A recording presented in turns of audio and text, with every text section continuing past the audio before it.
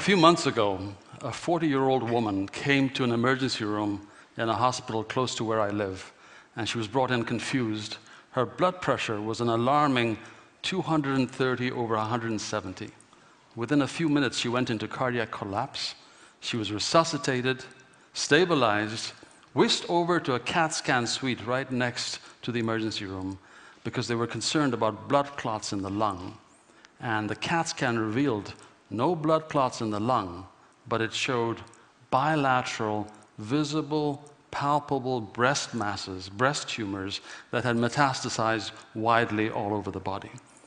And the real tragedy was, if you look through her records, she had been seen at 4 or 5 other healthcare institutions in the preceding 2 years. 4 or 5 opportunities to see the breast masses, touch the breast mass, intervene at a much earlier stage than when we saw her. Ladies and gentlemen, that is not an unusual story. Unfortunately, it happens all the time. I joke, but I only half joke, that if you come to one of our hospitals missing a limb, no one will believe you till they get a CAT scan, MRI, or orthopedic consult. I am not a Luddite. I teach at Stanford. I'm a physician practicing with cutting-edge technology, but I'd like to make the case to you in the next 17 minutes that when we shortcut the physical exam, when we lean towards ordering tests instead of talking to and examining the patient, we not only overlook simple diagnoses that can be diagnosed at a treatable early stage, but we're losing much more than that. We're losing a ritual. We're losing a ritual that I believe is transformative, transcendent, and is at the heart of the patient-physician relationship. This may actually be heresy to say this at TED, but I'd like to introduce you to the most important innovation, I think, in medicine to come in the next 10 years, and that is the power of the human hand to touch, to comfort, to diagnose, and to bring about treatment. I'd like to introduce you first to this person, whose image you may or may not recognize. This is Sir Arthur Conan Doyle. Since we're in Edinburgh, I'm a big fan of Conan Doyle. You might not know that Conan Doyle went to medical school here in Edinburgh, and his character Sherlock Holmes was inspired by Sir Joseph Bell. Joseph Bell was an extraordinary teacher by all accounts. And Conan Doyle, writing about Bell, described the following exchange between Bell and his students. So picture Bell sitting in the outpatient department, students all around him, patients signing up in the emergency room and being registered and being brought in. And a woman comes in with a child, and Conan Doyle describes the following exchange. The woman says, "Good morning." Bell says, "What sort of crossing did you have on the ferry from Burnt Island?" She says, "It was good." And he says, "What did you do with the other child?" She says, "I left him with my sister at Leith."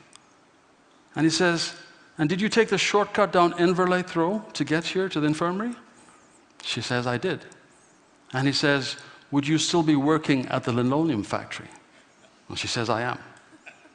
And Bell then goes on to explain to the students. He says, "You see, when she said good morning, I picked up her Fife accent, and the nearest ferry crossing from Fife is from Burnt Island, and so she must have taken the ferry over. You notice that the coat she's carrying is too small for the child who is with her, and therefore she started out the journey with 2 children, but dropped one off along the way. You notice the clay on the soles of her feet. Such red clay is not found within 100 miles of Edinburgh, except in the botanical gardens, and therefore she took a shortcut down Inverleith Road to arrive here. And finally, she has a dermatitis on the fingers of her right hand, a dermatitis that is unique to the linoleum factory workers in Burnt Island." And when Bell actually strips the patient and begins to examine the patient, you can only imagine how much more he would discern. And as a teacher of medicine, as a student myself, I was so inspired by that story. But you might not realize that our ability to look into the body in this simple way, using our senses, is quite recent. The picture I'm showing you is of Leopold Auenbrugger, who in the late 1700s discovered percussion. And the story is that Leopold Auenbrugger was the son of an innkeeper, and his father used to go down into the basement to tap on the sides of casks of wine to determine how much wine was left and whether to reorder. And so when Auenbrugger became a physician, he began to do the same thing. He began to tap on the chests of his patients, on their abdomens, and basically everything we know about percussion, which you can think of as an ultrasound of its day. Organ enlargement, fluid around the heart, fluid in the lungs, abdominal changes.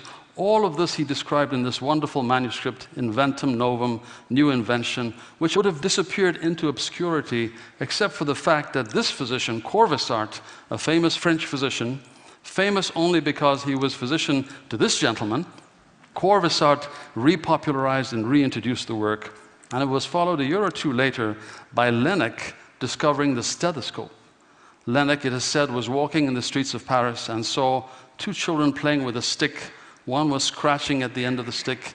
Another child listened at the other end, and Laennec thought this would be a wonderful way to listen to the chest or listen to the abdomen using what he called the cylinder. Later he renamed it the stethoscope, and that is how stethoscope and auscultation was born. So within a few years, in the late 1800s, early 1900s, all of a sudden, the barber surgeon had given way to the physician who was trying to make a diagnosis. If you recall, prior to that time, no matter what ailed you, you went to see the barber surgeon who wound up cupping you, bleeding you, purging you, and oh yes, if you wanted, he would give you a haircut, short on the sides, long on the back, and pull your tooth while he was at it. He made no attempt at diagnosis. In fact, some of you might well know that the barber pole, the red and white stripes, represent the bloody bandages of the barber surgeon, and the receptacles on either end represent the pots in which the blood was collected. But the arrival of auscultation and percussion represented a sea change, a moment when physicians were beginning to look inside the body. And this particular painting, I think, represents the pinnacle, the peak of that clinical era. This is a very famous painting, The Doctor, by Luke Fields. Luke Fields was commissioned to paint this by Tate, who then established the Tate Gallery. And Tate asked Fields to paint a painting of social importance. And it's interesting that Fields picked this topic. Fields' oldest son, Philip, died at the age of 9 on Christmas Eve after a brief illness. And Fields was so taken by the physician who held vigil at the bedside for 2-3 nights that he decided that he would try and depict the physician in our time, almost a tribute to this physician, and hence the painting, The Doctor. Very famous painting. It's been on calendars, postage stamps in many different countries. I've often wondered, what would Fields have done had he been asked to paint this painting in the modern era, in the year 2011? Would he have substituted a computer screen for where he had the patient? I've gotten into some trouble in Silicon Valley for saying that the patient in the bed has almost become an icon for the real patient who's in the computer. I've actually coined a term for that entity in the computer. I call it the eye patient. The eye patient is getting wonderful care all across America. The real patient often wonders, where is everyone? When are they going to come by and explain things to me? Who's in charge? There's a real disjunction between the patient's perception and our own perception as physicians of the best medical care. I want to show you a picture of what rounds looked like when I was in training. The focus was around the patient. We went from bed to bed. The attending physician was in charge. Too often these days, rounds looks very much like this, where the discussion is taking place in a room far away from the patient. The discussion is all about images on the computer, data, and the one critical piece missing is that of the patient. Now, I've been influenced in this thinking by 2 anecdotes that I want to share with you. One had to do with a friend of mine who had a breast cancer, had a small breast cancer detected, had her lumpectomy in the town in which I lived. This was when I was in Texas. And she then spent a lot of time researching to find the best cancer center in the world to get her subsequent care. And she found the place and decided to go there, went there, and which is why I was surprised a few months later to see her back in our own town getting her subsequent care with her private oncologist. And I pressed her, I asked her, why did you come back and get your care here? And she was reluctant to tell me. She said, you know, the cancer center was wonderful. It had a, beautiful facility, giant atrium, valet parking, a piano that played itself, a concierge that took you around from here to there.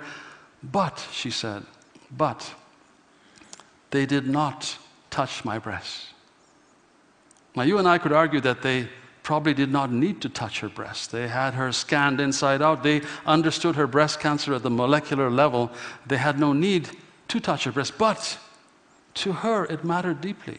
It was enough for her to make the decision to get her subsequent care with her private oncologist, who every time she went, examined both breasts, including the axillary tail, examined her axilla carefully, examined her cervical region, her inguinal region, did a thorough exam, and to her that spoke of a kind of attentiveness that she needed.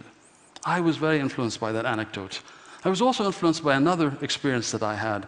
Again, when I was in Texas before I moved to Stanford, I had a reputation as being interested in patients with chronic fatigue. This is not a reputation you would wish on your worst enemy. I say that because these are difficult patients. They have often been rejected by their families, have had bad experiences with medical care, and they come to you fully prepared for you to join the long list of people who is about to disappoint them. And I learned very early on with my first patient that I could not do justice to this very complicated patient with all the records they were bringing in a new patient visit of 45 minutes. There is just no way. And if I tried, I would disappoint them. And so I hit on this method where I invited the patient to tell me the story for their entire first visit, and I tried not to interrupt them. We know that the average American physician interrupts their patient in 14 seconds. And if I ever get to heaven, it will be because I held my peace for 45 minutes and did not interrupt my patient. I then scheduled the physical exam for 2 weeks hence, and when the patient came for the physical, I was able to do a thorough physical because I had nothing else to do. I like to think that I do a thorough physical exam, but because the whole visit was now about the physical, I could do an extraordinarily thorough exam. And I remember my very first patient in that series continued to tell me more history during what was meant to be the physical exam visit. And I began my ritual. I always begin with the pulse, then I examine the hands, then I look at the nail beds, then I slide my finger up to the epitrochlear node, and I was into my ritual. And when my ritual began, this very voluble patient began to quiet down. And I remember having a very eerie sense that the patient and I had slipped back into a primitive ritual in which I had a role and the patient had a role. And when I was done, the patient said to me with some awe, "I have never been examined like this before." Now, if that were true, it's a true condemnation of our healthcare system because they had been seen in other places.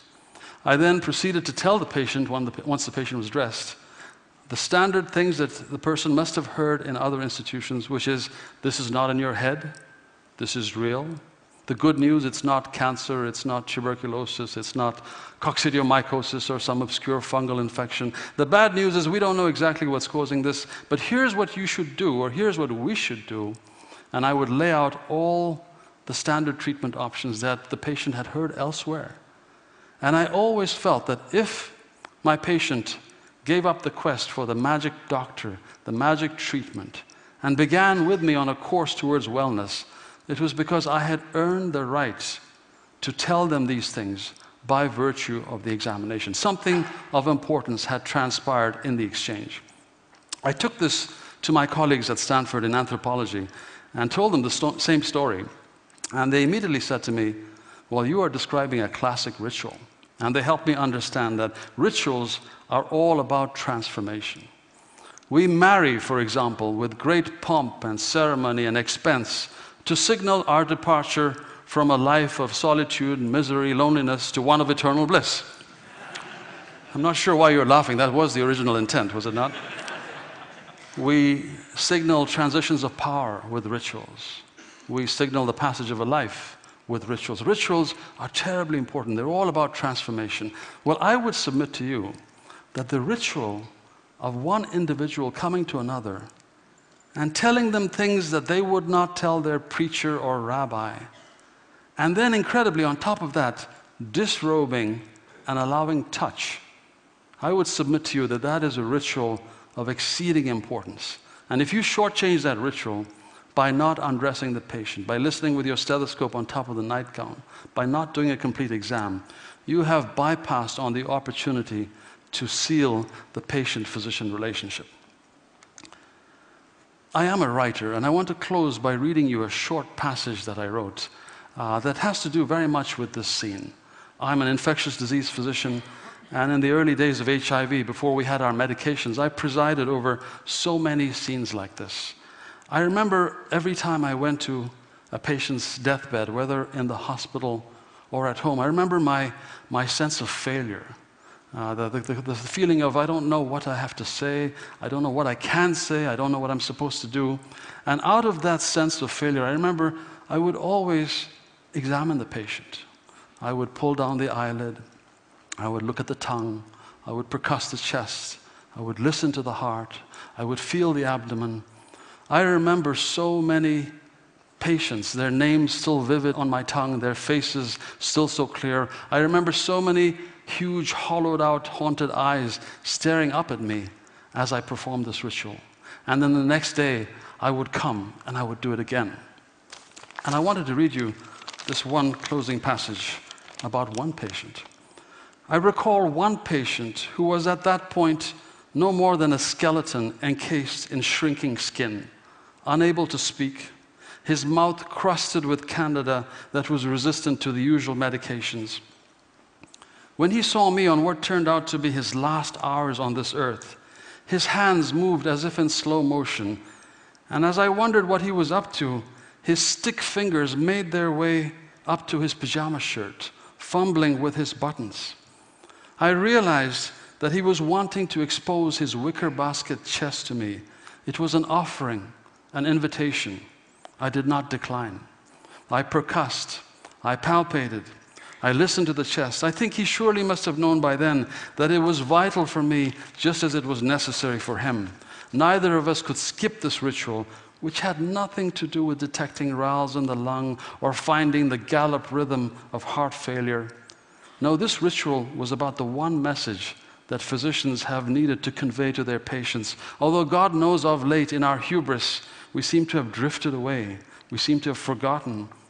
As if with the explosion of knowledge, the whole human genome mapped out at our feet, we are lulled into inattention, forgetting that the ritual is cathartic to the physician, necessary for the patient. Forgetting that the ritual has meaning and a singular message to convey to the patient. And the message, which I didn't fully understand then, even as I delivered it, and which I understand better now, is this: I will always, always, always be there. I will see you through this. I will never abandon you. I will be with you through the end. Thank you very much.